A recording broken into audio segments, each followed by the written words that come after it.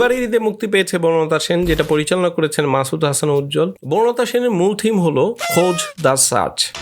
না সেই খোঁজ দ্য সার্চ না, একেবারেই আলাদা, দুটো দুরকম। একদিকে জীবনানন্দ বনলতার মধ্যে দুই দণ্ড শান্তি খুঁজে বেড়াচ্ছেন, অন্যদিকে পরিচালকের রূপ ধরে মহিন খুঁজে বেড়াচ্ছেন জীবনানন্দ দাশকে।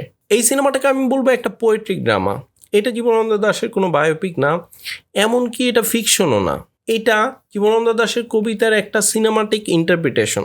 বনলতা সেন কবিতা থেকে অনুপ্রাণিত হলেও পরিচালক এখানে সরাসরি কবিতা থেকে অ্যাডাপ্টেশন করেন নাই, বরং কবিতার ভেতরের যে দর্শন, মানে হাজার বছর ধরে পৃথিবীর ইতিহাস সমাজ সংস্কৃতিতে ভ্রমণ করে ক্লান্ত পথিকের নাটোরে এসে দুদণ্ড শান্তি পাওয়ার যে সফলতা, সেই চেতনাটাকে তিনি নিজের মতো করে ধরতে চেয়েছেন।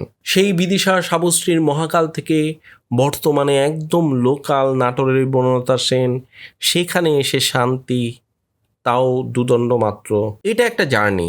যতটা না কবি এবং কবিতার, তার চেয়ে বেশি আমার কাছে মনে হয়েছে এই সিনেমার পরিচালকের।